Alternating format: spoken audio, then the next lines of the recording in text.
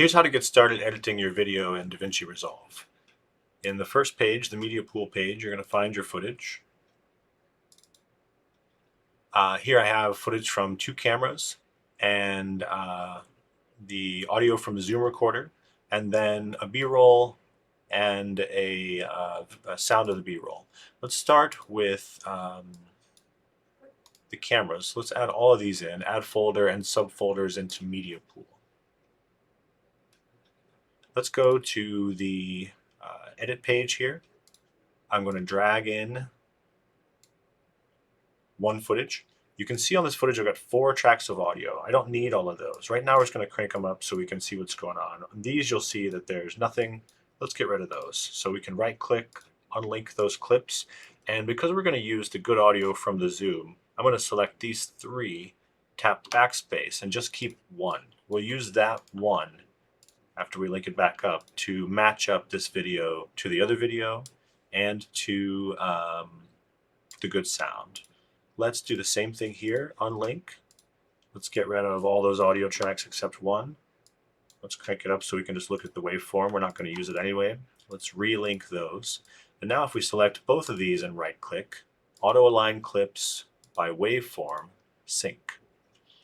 That will line these up and we will hear that. So I've done choir all my life. Now those 2 videos are synced up, but we don't want either of these audio tracks. What we can do is drag in our good audio and just select one of these videos, either one. So I have one video, either one, selected, and the good audio. And because the good audio is 3rd down, so the center bar here that separates video and audio, whatever is closest to that bar is the thing that's going to stay in place. And then this is good audio. We want that to move to match these 2 synchronized tracks. So when I click auto align clips now, it's going to align it to those central things. So what we should find is that we turn off, we mute. And music could result in a career in teaching music. That was the obvious choice. So now we have 2 videos, 3 audio tracks all lined up. I'm going to unlink everything, lose these 2 with backspace. If you hit delete, it would do something that you don't want. It would, I don't know what the logic is for that, but don't want that. I'm going to select this, hold down shift, and if you hold down shift, it'll only move up. And now I'm going to just link these 2 together just for safety or fun, whatever have you. And from here, what I can do is I can go through and edit my video. Let's go ahead and quickly zoom this in. So we shot this in 17:9, but we're going to make a 16:9 video. If I zoom this into 1.07, it'll be exactly the right for that.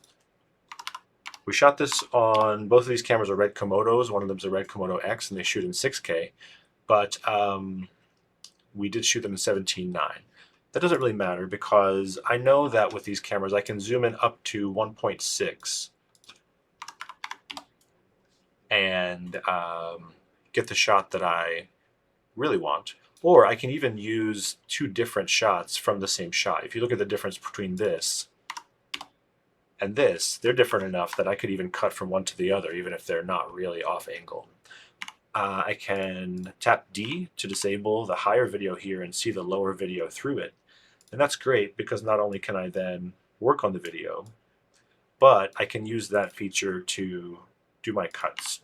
So let's say I wanted to cut here and here. I could select this section, hit D to disable, and then it's still there if I wanted it. But what I've got is a cut to the lower video, and over here I've got to cut back to the track 2 video. So now I've synced everything up and I can cut the video without losing anything at all. Let's quickly do the color here. So with this track selected, I'm going to go to the color tab or page, and what you can quickly do, if you know your camera and you know what the color space should be, then for the first node you can drag a color space transform. If you're in effects, drag a color space transform. For us, we're looking for red wide gamut. There's obviously a wide gamut for other cameras like a Blackmagic or an ARRI. or look up about your specific camera. Alt S will create a new node, and in this node I'm going to do my curves. My curves. Okay, there we go. Very roughly at first, just to get in the zone here. And the background got really blue in this one, but we'll deal with that later on.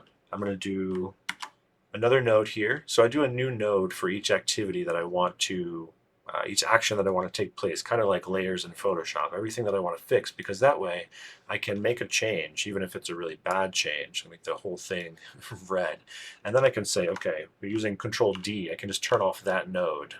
Let's say I want to keep this, but lose my curves, Control D. I can just see what it would look like if I hadn't done one of those actions. Like this, I'm going to Control D, Control Z, undo that. Here I will fix it up a little bit, maybe.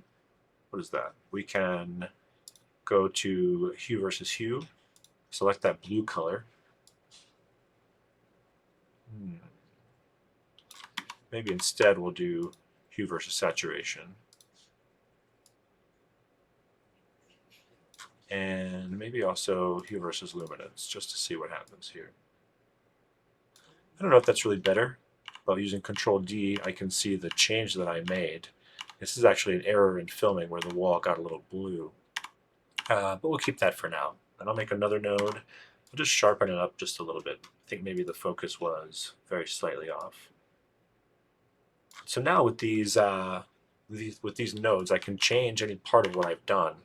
I can take that, click here on clips, Control C, and I can apply that to every clip if I want, and then I could edit it individually from there. But that's enough now for us to edit this thing.